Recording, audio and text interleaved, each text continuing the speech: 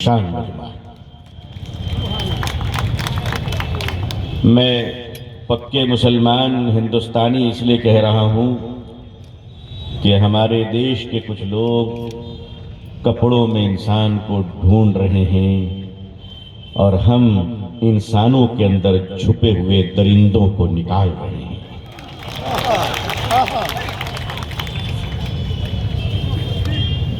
भारत एक विशाल देश है, लोकतांत्रिक देश है, शक्तिशाली देश है। ये भारत राजा का नहीं, महाराजा का नहीं, मुगलों का नहीं, बादशाहों का नहीं, भारत सूफियों का है और संतों का है। भारत भारतवासियों का है।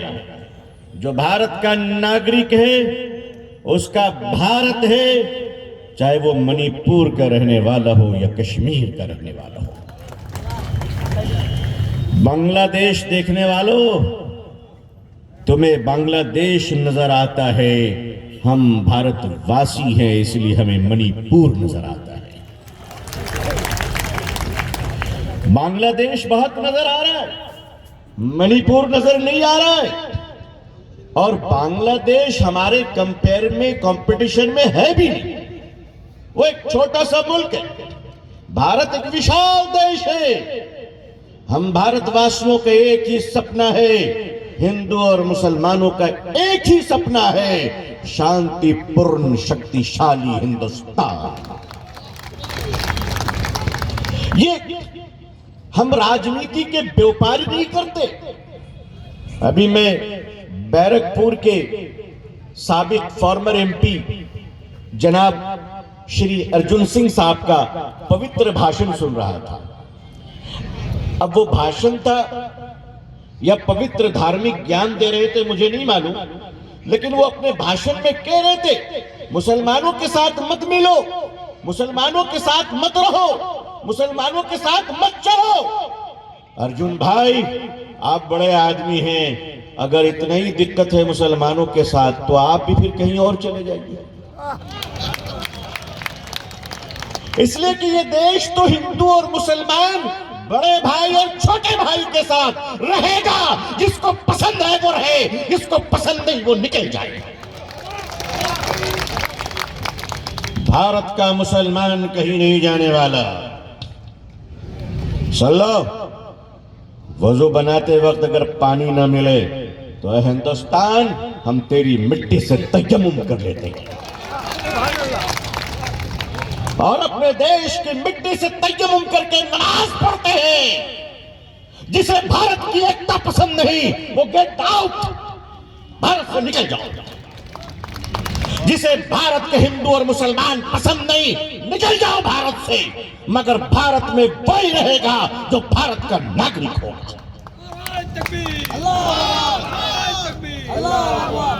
ये नारे तकबीर लगाइए और खूब लगाइए, मगर अगर कोई हमारे हिंदू भाई जय श्री राम कह दे तो आप नाराज मत हो। बिल्कुल नहीं, आप कहिए बिल्कुल तुम अपना नारा लगाओ और चलो। मगर मैं पूछना चाहता हूं कि हमको देखने के बाद ही नारा याद क्यों आता है?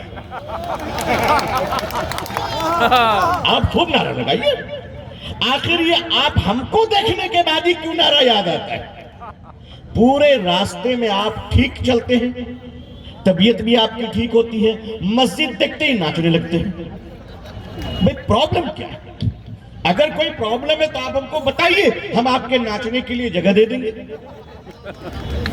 आपके पास रोजगार नहीं है, आपके पास काम नहीं है, आपके पास रोटी नहीं है, हम जानते हैं प्रॉब्लम है आपका नाचना, प्रॉब्लम है आपका नाचना। आप नाचोगे इसलिए कि देश का पूरा पैसा आज देश से बाहर चला गया है। अगर हिंदुस्तानियों, भारत के हिंदू भाइयों, भारत के मुसलमान भाइयों, अगर तुम्हें मालूम हो जाए कि भारत की इकोनॉमी कितना नीचे चली गई है तो तुम भूल जाओगे हिंदू मुसलमान, तुम सिर्फ करोगे हिंदुस्तान हिंदुस्तान। देश बचाओ लोगों, देश बचाओ। मैं आपके सामने एक बात रखूं, ये सब इशू क्यों लाए जा रहे? वक्फ की जमीनें, ये सब इशू एक्चुअली दिक्कत है, सरकार ने कोई काम नहीं किया, कोई काम नहीं किया। 2014 में जब आए थे तो कहा था 15 लाख रुपए हर एक के अकाउंट में जाएगा। अच्छे दिन आने वाले हैं, बुरे दिन जाने वाले हैं। भाई अब तो अच्छे दिन तब आएंगे जब आज का बुरा दिन जाने वाला होगा, तब होगा। ये क्यों किया जा रहा है आपको पता है? ये इसलिए किया जा रहा है कि 2014 से 2019 से ले लीजिए, 2019 से 2021, 2019 से लेकर 2021 के बीच भारत सरकार की रिपोर्ट में यह है कि भारत की 13 लाख बेटियां गायब हो चुकी हैं। 13 लाख, और सबसे ज्यादा बेटी गायब हुई है इस देश के गुजरात से। 13 लाख बेटियां गायब हो गई है। मुझे नहीं मालूम वो बेटियां मुसलमान की है या हिंदुओं की है, मैं तो जानता हूं कि वो इंसान की बेटी है, इंसान की बेटियां है। हजरत मोहम्मद रसूलुल्लाह सल्लल्लाहु अलैहि वसल्लम के सामने जंग के मैदान से एक नॉन मुस्लिम लड़की को अरेस्ट किया गया।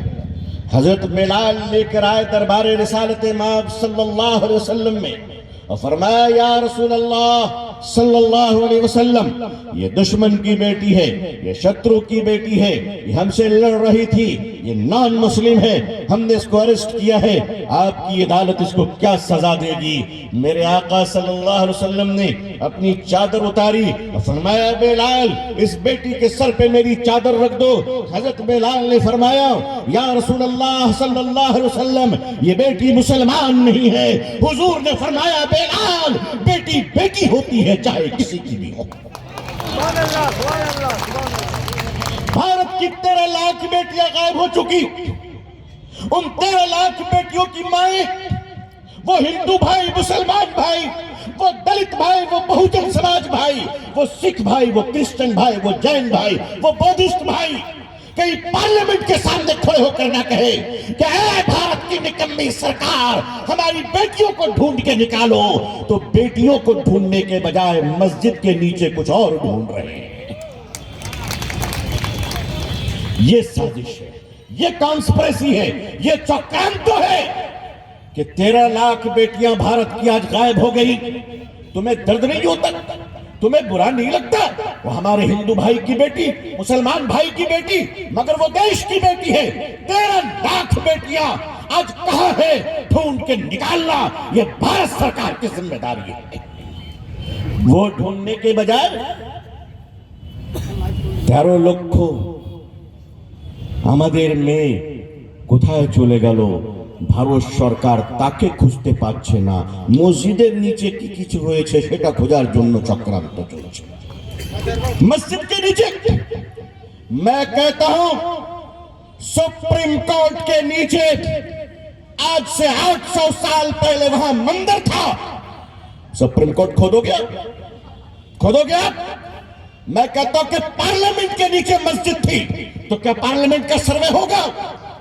किसने क्या किया नहीं किया भूल जाओ, देश को आगे बढ़ाओ, देश को आगे बढ़ाओ। बाबरी मस्जिद के बाद हम लोगों ने कहा था, मैंने खुद स्पीच में कहा है कि बाबरी मस्जिद पर जो भी फैसला आएगा कोर्ट का, हमने माना कि नहीं माना? बोलो देशवासियों, बोलो माना कि नहीं माना? एक बार जोर से बोलो, माना कि नहीं माना? हमने एक बार माना है, तो इसका क्या मतलब है कि तुम हमें मजबूर कर दोगे? हमने एक बार माना, तो इसका क्या मतलब है कि तुम्हारी आदत खराब हो जाएगी? याद रखो, बाबरी मस्जिद के बाद कयामत तक भारत की एक मस्जिद के एक इंच जगह किसी को नहीं दी जाएगी।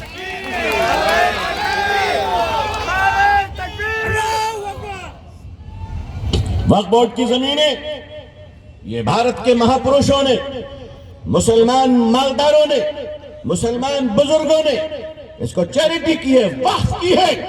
मैं चैलेंज के साथ कहता हूं कि एक प्रॉपर्टी निकाल दो जो इलीगल हो, एक प्रॉपर्टी। सुनो ऐ मेरे देशवासियों, मेरे हिंदू भाइयों, मेरे मुसलमान भाइयों, आप दिल खोल कर सुनो, हम और आप एक साथ रहेंगे।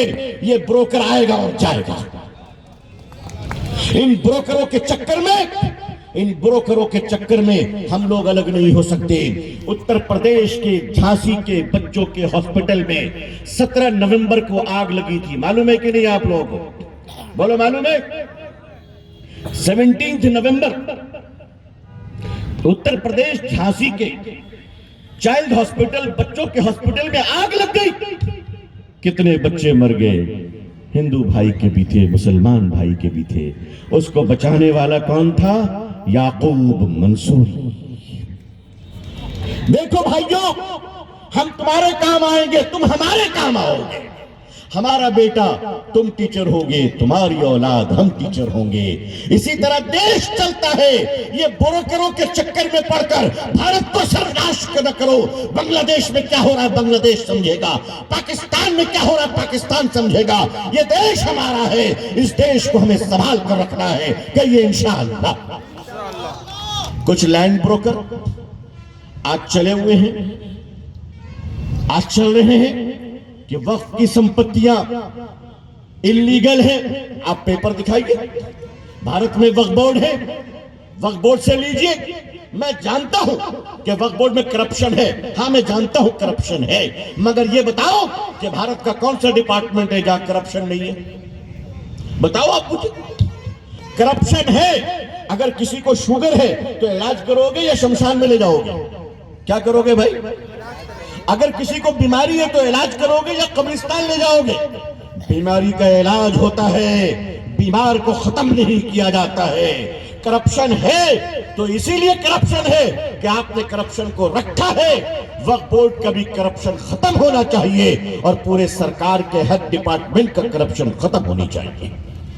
इसलिए मेरे दोस्तों, मेरे भाइयों, मेरे बुजुर्गों, आज जो ऑल इंडिया मुस्लिम पसंदीदा बोर्ड पूरे देश में एक क्रांति ला रहा है, वो क्यों ला रहा है?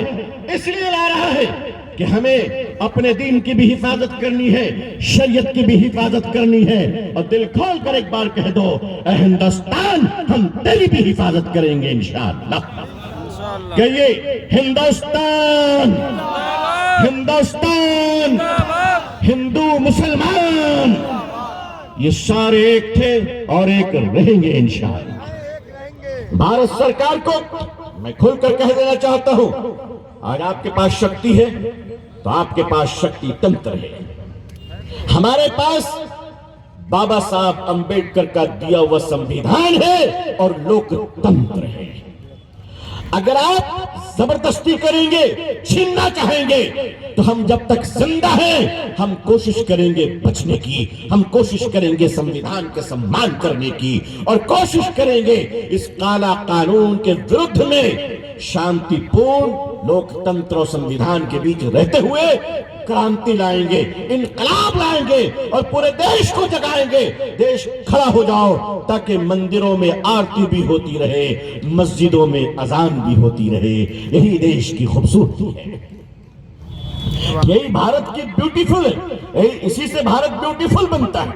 आज दुनिया हमें देख रही, थूक रही है। क्या हो रहा है देश में? ट्रेन पर लोग जा रहे हैं, उनको मारा जा रहा है। ये देश है हमारा। आप बांग्लादेश नजर आता है, आपको वो नजर नहीं आता मध्य प्रदेश में कि एक 3 छोटे छोटे नाबालिग मुस्लिम बच्चों को तुम मार रहे हो, और जूते मार कर कहते हो ये बोलो वो बोलो। सुन लो, तलवार के जोर से इस्लाम तो नहीं फैला, मगर चप्पल दिखाकर तुमने अपनी बात जरूर कहलवाई है, अपनी बात जरूर कहलवाई है। वो भी हम देखते हैं। ये ऐसा क्यों हो रहा है? देश के हिंदू भाई ये शांतिपूर्ण है, लेकिन उसी बीच में मुर्गी के अंडों के बीच में कुछ सांप के भी अंडे हैं और उस अंडे से जो सांप निकल रहे हैं वो उन मुर्गियों को डस रहा है। इसलिए देश के लोगों, भारत के हिंदू भाइयों, भारत के मुसलमान भाइयों, मिलकर आओ। इसलिए कि 1947 में अंग्रेज भाग गया था, उसके कुछ बच्चे रह गए हैं। अब वो बच्चे बड़े हो गए और बड़े होके वो अब शरारत दिखा रहे हैं और वो नाग बन गए, नाग। और क्या कहते हैं? आमी कालो खोरीश कहा है ना उन्होंने, और कहा 30% को काट कर फेंक दूंगा। क्यों दादा, पर्दे पर नाचते नाचते थक गए हो तो स्टेज पर नाच रहे हो? है ये नाचने वाले, ये ड्रामा करने वाले, पैसे लेकर नाच और कर्तव्य दिखाने वाले, तुम हमको धमकी दे रहे हो? याद रखना, याद रखना, ये गलती कभी हमसे मत करना। इसलिए कि हम क्या चीज है, अंग्रेजों से पूछ लो कि अगर भगाने पर आ गए तो कहां तक भागा है। अंग्रेज पंगा नहीं ले सका हम लोगों से, अल्हम्दुलिल्लाह, तो तुम पंगा लोगे? तो इसलिए अब आप बुढ़ापे का जमाना है, इत्मीनान से रहिए, आराम से रहिए, शांतिपूर्ण रहिए। आपको दादा बोलते हैं, दादा ही बोलेंगे। क्यों दादा बोलेंगे पता है? आप गाली भी दोगे तो दादा बोलेंगे। क्यों दादा बोलेंगे? इसलिए कि कबूतर कौवे की बोली नहीं बोलता। एक कबूतर कौवे की बोली कभी नहीं बोलता। हमें सभ्य समाज में हमें यही सिखाया गया है। हमारे हिंदू मास्टर जी ने, मुसलमान मास्टर जी ने हमको आदर सम्मान सिखाया है। हम पढ़े लिखे समाज के लोग हैं, हम अपने माँ बाप की इज्जत करना जानते हैं, हम समाज के और देश की इज्जत करना जानते हैं। ये देश जिंदा रहेगा। और याद रखो, अगर मुसलमानों के इलाके में किसी मंदिर पर भी खतरा आया तो मुसलमान खड़ा होकर उस मंदिर की रक्षा करेगा। यही कर्तव्य हमारे हिंदू भाइयों की भी है। और मैं जानता हूं, इसी बंगाल में बशीरहाट की तरफ चले जाए तो एक मस्जिद है, वहां एक भी मुसलमान नहीं है। उस मस्जिद को हिंदू भाइयों ने जिंदा रखा है। वो कैसेट से, मोबाइल से अजान देते हैं और 5 वक्त अजान होती है। हिंदू भाइयों, सैल्यूट है तुम्हें, सैल्यूट। केरला में एक मस्जिद है, उस मस्जिद में नमाज होती है, मगर उस मस्जिद की कमेटी का मुतवल्ली हिंदू भाई है। आज से नहीं, बहुत पहले से वो हर जुमा के दिन मस्जिद को साफ करते हैं। जानते हो क्यों? इसलिए कि ये हिंदुस्तान है, ये हिंदुस्तान है। और लोग आते रहेंगे, जाते रहेंगे। हिटलर आया गया, मुसोलिनी आया गया, कुछ लोग हैं वो भी चले जाएंगे। हम लोग भी एक दिन है, एक दिन चले जाएंगे, लेकिन देश रहेगा, देश की जनता रहेगी। इसलिए मैं भारत सरकार से भी अनुरोध करना चाहता हूं, ये सब गुल्ली डंडा मत खेलिए। देश का सबसे प्यारा खेल क्या है भाई? Cricket, hockey. हॉकी है ना, देश का राष्ट्रीय खेल हॉकी है। इन लोगों ने जबरदस्ती हिंदू मुसलमान बना दिया है। राष्ट्रीय खेल हिंदू मुसलमानों को बना रहे हैं, ये होने नहीं देंगे इंशाअल्लाह। वक्फ के ताल्लुक से भारत सरकार से मैं अनुरोध करूंगा कि वक्फ का काला कानून बिल्कुल रिजेक्ट कीजिए। कोई ठीक ठाक नहीं, कंप्लीटली रिजेक्ट। आप मानते हैं रिजेक्ट करना चाहिए इंशाअल्लाह, फुल्ली रिजेक्ट, बायकॉट वक्फ बिल। साथ ही साथ हमारे देश में आजकल बहुत सारे बाबा निकल आए है ना, थोड़ा ज्यादा हो गया। क्यों जानते हैं? एक्चुअली प्रॉब्लम है हमारे देश में, पढ़ाई लिखाई कम है, तो जब शिक्षा कम होगी तो लॉजिक से ज्यादा मैजिक होगा और साइंटिस्ट से ज्यादा बाबा होंगे। आज उनके चक्करों में भी आप न पड़िए, आप अपना काम कीजिए, कोई जवाब देने की जरूरत नहीं है। फेसबुक, सोशल मीडिया, व्हाट्सएप पे कोई मुसलमान रॉन्ग कमेंट नहीं करेगा इंशाअल्लाह, वादा करते हैं आप लोग। कोई अगर कोई गाली भी देता है तो आप उसका जवाब मत दो, इग्नोर कर दो, नजर से गिरा दोगे तो आदमी कहीं का नहीं रहेगा। लोगों, नजर से गिरा दो ऐसे लोगों को, क्योंकि देश को बचाना है। कुछ लोग चाहते ही हैं कि आप दीवाने हो जाओ ताकि उनका काम बन जाए। नहीं नहीं, हम होश में जगेंगे, रात को भी जगेंगे, देश तुम्हें बेचने नहीं देंगे इंशाअल्लाह। वेस्ट बंगाल असेंबली में वक्फ बिल के खिलाफ जो रेजोल्यूशन पास किया गया है, उसके लिए मैं वेस्ट बंगाल गवर्नमेंट को शुक्रिया अदा करता हूं, थैंक्स करता हूं।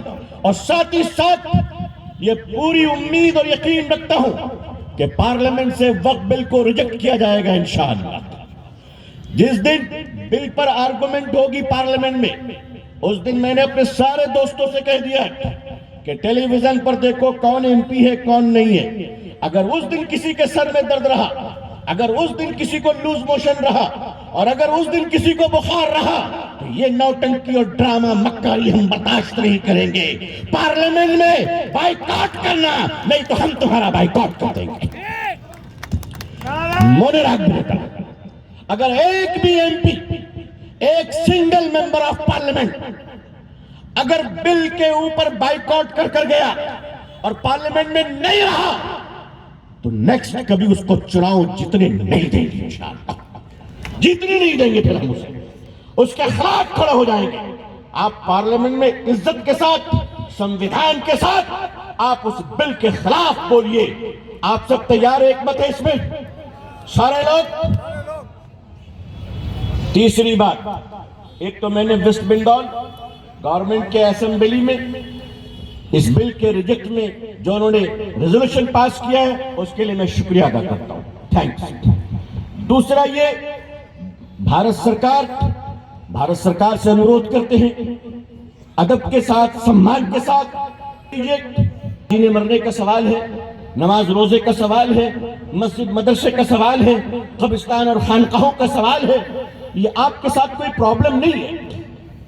तीसरी बात, ये जो मस्जिदों के नीचे खुदाई और सर्वे जिसकी वजह से संभल में 5 मासूमों की शहादत हो गई, ये खेल बंद किया जाए। हम शुक्रगुजार हैं ऑनरेबल सुप्रीम कोर्ट के जो सुप्रीम कोर्ट ने रोक लगा दी।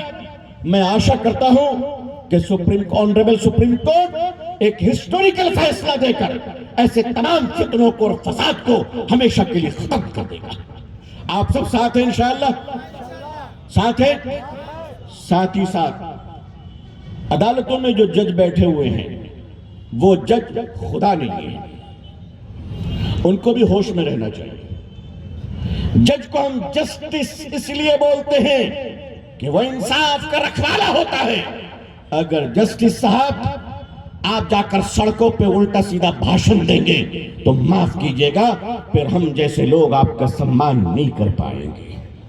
इस पर भी ऑनरेबल सुप्रीम कोर्ट संज्ञान ले रही है और हमें पूरा यकीन है भारत के संविधान पर, भारत के न्याय प्रणाली पर, भारत के सदन पे, भारत के पार्लियामेंट पे, और सबसे ज्यादा जो मुझे विश्वास है, यकीन है, भरोसा है, वो भारत के हिंदू और मुसलमानों की एकता पर इंशाअल्लाह। आप सब साथ हैं इंशाअल्लाह। अब इसके बाद हमारे दोस्तों ने ब्रिगेड भरने की बात की है। अल्हम्दुलिल्लाह, जब कौम जिंदा होती है तो ब्रिगेड क्या दुनिया भर देंगे इंशाअल्लाह। आप साथ देंगे इंशाअल्लाह। तो मैं अपने पसंदीदा बोर्ड के अकाबरीन से दरखास्त करूंगा, दरखास्त मंजूर हो जाएगी इंशाअल्लाह, आप हजरात को बता दूंगा। और उस दिन अगर ब्रिगेड बुलाया गया तो याद रखिएगा, मरीजों को छोड़कर घर में कोई रहना नहीं चाहिए। जिंदा हो तो जिंदा होने का सबूत पेश करो। आइए, इसी के साथ वक्त बहुत करीब है, ये कहता हुआ चलो, हिंदुस्तान जिंदाबाद, हिंदू मुसलमान एकता जिंदाबाद। अल्लाह सलामत रखे, अल्लाह खुश रखे। बहुत बहुत शुक्रिया। वस्सलामु अलैकुम वरहमतुल्लाहि वबरकातुहू।